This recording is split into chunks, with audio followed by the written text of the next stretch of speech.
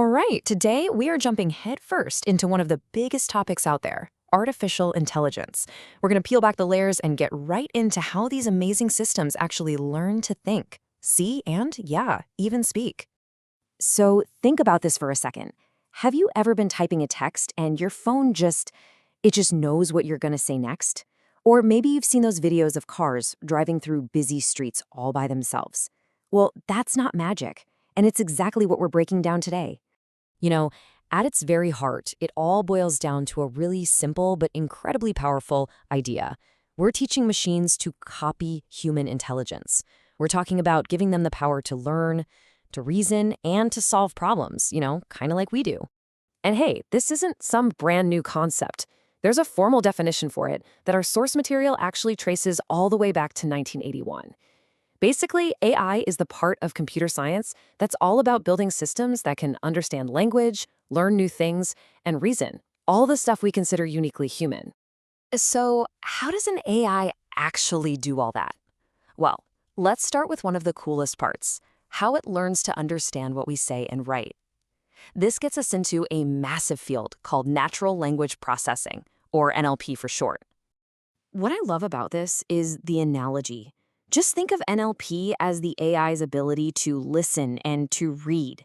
You know how our brains take in sounds and text and pull meaning out of them? Well, NLP lets a machine do pretty much the exact same thing with our language. To get just a little more specific, our source defines NLP as the part of AI that builds a bridge, a communication bridge between us and computers. It lets a computer read and actually understand data by copying the patterns of how we naturally talk and write. And here's the thing, you use this stuff every single day, probably without even thinking about it. That spam filter that keeps your inbox looking clean? Yep, that's NLP. Your phone finishing your sentences, the spell checker, using your voice to send a text, or asking a smart speaker a question, it's all powered by natural language processing. Okay, so AI can hear and read. But what about seeing? Well, that brings us to another incredible piece of the puzzle, computer vision, or CV. And this image just illustrates it perfectly. Computer vision is what lets a machine look at the world and make sense of it. It's how that self-driving car can see the road and know, okay, that's another car, that's a person, and those are the lane markings. It's literally giving the machine a sense of sight. The formal definition from our source puts it really well. It's the field of AI that trains a computer to understand the visual world by feeding it images and videos. So it's not just about seeing pixels. It's about understanding what those pixels actually represent. And the real-world applications are just staggering. I mean, beyond self-driving cars, you've got drones that monitor the health of crops from way up in the sky. You've got healthcare systems that analyze medical scans with incredible accuracy. And, of course, security and surveillance. Okay, so AI can understand language and it can see the world. But how does it learn to do all this? What's the fuel that's actually powering this incredible engine? Well, the answer is just one word: data. I absolutely love this analogy. If you imagine an AI is like a brain, then data is the giant library of books and pictures and experiences that it has to study to get smart. Without that library, the brain just can't learn a thing. But here's the really important part. It can't be just any data. The quality is everything. And to give you a sense of just how important this is, just look at this number: $3.1 trillion. Yep, that's the estimated yearly cost of bad data quality to just the US economy. So the point here is crucial. For an AI to learn the right way and make decisions you can trust, it needs clean, accurate, relevant data. It's that classic rule, right? Garbage in, garbage out. Okay, so we know how it works. But why are we going through all this trouble? Let's talk about why it all matters by looking at some of the almost superhuman advantages that AI has. Let's just start with decision-making. We humans, well, we can be a bit slow. We get tired, our decisions get all clouded by emotions. AI systems, on the other hand, they are way faster. They're totally logical, rational, and they are completely tireless. They never, ever need a coffee break.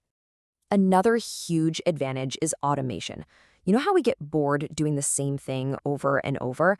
Well, AI is built for those repetitive jobs. It can do them 24/7 without a problem, and that frees us humans up to focus on the more creative, complex stuff. Then you have accuracy. Now, no system's perfect, but AI can get to a level of precision that is just not humanly possible. Like this slide shows, it can spot tiny little defects in manufacturing that would be totally invisible to even the best trained human eye. And it's not just about being precise, it's about speed, and it's about scale. We spend so much time trying to sift through data. An AI system can organize and analyze massive amounts of information in a tiny fraction of the time. And it can find patterns we'd probably never see on our own. And finally, this one is huge: safety. AI-powered machines can go places we just can't. They can do jobs that are way too dangerous for a person, whether that's exploring the deep sea, working in a dangerous mine, or handling hazardous materials. So let's just quickly pull all that together. The big takeaways are this: AI as these core senses, like NLP for language and computer vision for sight. We learned that high-quality data is the absolute essential fuel it needs to learn, and we covered its main advantages: automation, speed, accuracy, and safety. But the real story here isn't just about these skills on their own. It's about how they're starting to come together. The most powerful AI we're seeing today combines these senses, letting a machine not only see the world, but describe it, analyze it, and reason about it in plain language. And so that leaves us with a final question for you. Now that you know its senses, how would you use NLP, data analysis, and CV all together for a new project? Because that's really where the future is happening.